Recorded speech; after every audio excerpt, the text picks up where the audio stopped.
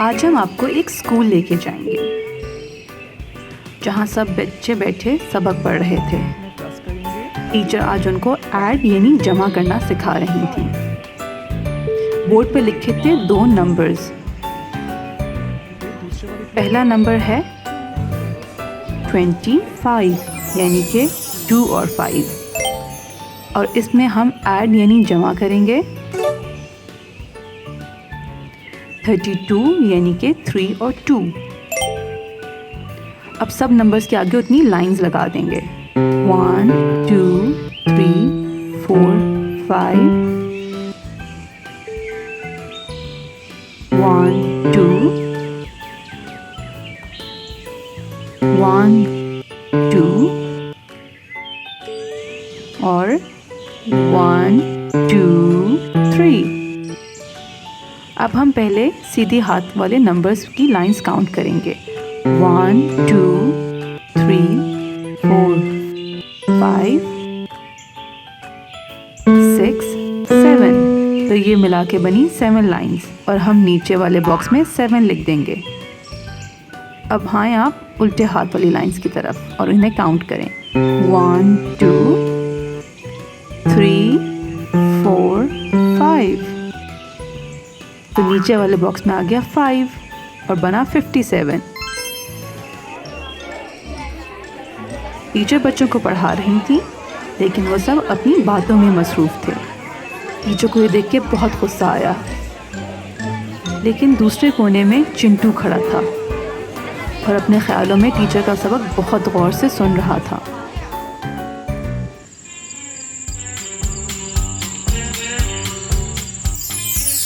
आज चांद रात थी और सब चांद देखने छतों पे चढ़े थे। चांद देख के सब बहुत खुश हुए और फिर ईद की तैयारी करने लगे। पिंकी और जोजो भी अपने कपड़े देख रहे थे। जब सुबह हुई तो सब नए कपड़े पहन के इकट्ठे हुए। पिंकी और जोजो बहुत खुश थे। अब उनको ईदी मिलने का वक्त आया। अम्मी अब्बू ने दोनों को ईदी दी। यूँ जोजो को मिले अम्मी से 25 रुपीज़ और अब्बू से मिले 37 रुपीज़। तो मिला के कितने हुए देखते हैं। पहले लाइंस लगाएं। 1 2 3 4 5। फिर 1 2 3 4 5 6 7। 1 2 1 2 3। अब सारी लाइंस को काउंट करेंगे। पहले जाएं सीधे हाथ की तरफ। 1 2 3 4 5 6 7 8 9 10 11 12। अब नीचे वाले खाने में हम 12 लिख देंगे, लेकिन 12 में तो 2 नंबर्स हैं, 1 और 2। अब इस डब्बे में कौन रहेगा, इस पे दोनों की लड़ाई हो गई। लड़ने के बाद हम ऊपर 1 के लिए एक नया घर बनाएंगे और 1 को उस नए घर में ले जाएंगे और उसके साथ उसी की एक लाइन लगा देंगे। अब हम इन सब लाइंस को काउंट करेंगे। 1 2 3 4 5 6। तो यहाँ पे आ गया 6, और यूं जोजो को पैसे मिले 62। यस। अब आई पिंकी की बारी। तो पिंकी को अम्मी ने दिए 35 रुपीज़ और अब्बू ने भी दिए 35 रुपीज़। तो ये इनको ऐड करें। पहले लाइंस लगाएं सारी।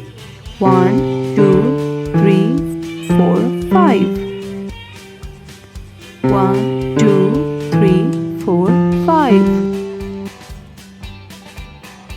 1 2 3 और नीचे आए तो 1 2 3। पहले जाएं राइट हैंड साइड वाले नंबर्स की तरफ। 1 2 3 4 5 6 7 8 9 10। यहाँ पे आ गया 10। अब 10 में भी 2 नंबर्स हैं, 1 और 0, इनमें लड़ाई शुरू हो गई और फिर हमें ऊपर एक नया घर बनाना पड़ा और वन उड़ के वहाँ चला गया। अब वन के साथ एक लाइन लगाएं और इन सब लाइंस को काउंट करते हैं। 1 2 3 4 5 6 7। तो यूँ आंसर आया 7 और पिंकी को मिले 70 रुपीज़। अब पिंकी और जोजो बाहर चीज़ें खरीदने चले गए। सबसे पहले वो बड़ी सी दुकान में पहुंचे। पिंकी ने लिया बर्गर और जोजो ने ली छल्ली। अब छल्ली थी 2 रुपए की और बर्गर था 5 रुपीज़ का।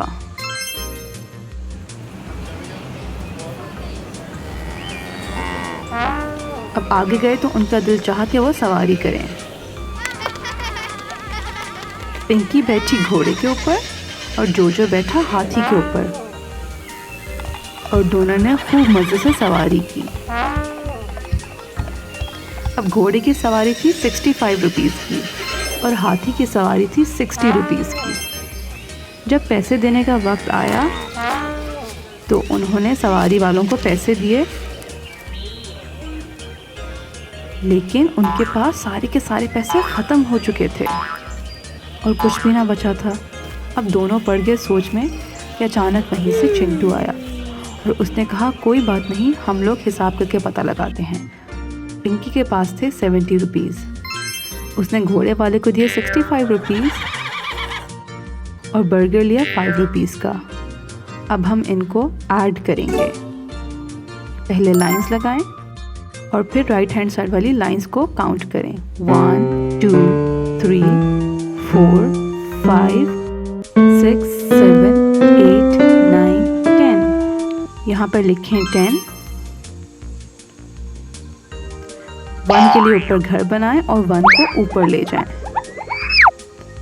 उसकी लाइन लगाएं और अब इन लाइंस को काउंट करें। 1 2 3 4 5 6 7। यहाँ पे आ गया 7, यानी कि पिंकी के सारे रुपए खर्च हो गए। और अब जोजो के रुपयों का हिसाब लगाते हैं। जोजो के पास थे 62 रुपीज़।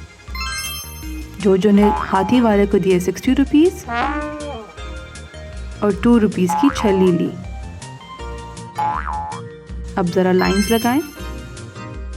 0 का मतलब होता है कुछ नहीं, इसलिए 0 के साथ कोई लाइन नहीं लगेगी और हम 2 वाली लाइंस काउंट करेंगे। 1 2। तो यहाँ पे आ गया 2 और अब दूसरी तरफ जाएंगे। यहाँ पे सिर्फ एक नंबर है 6। 1 2 3 4 5 6। तो यहाँ पे 6 का 6 आ गया, यानी कि जोजो के सारे पैसे भी खर्च हो गए। यूँ पिंकी और जोजो को पता चला कि उनके पैसे कहाँ गए। उन्होंने चिंटू का शुक्रिया अदा किया। चिंटू ने कहा कि मैंने ये सब स्कूल से सीखा है और यूँ चिंटू खुशी खुशी वापस चला गया।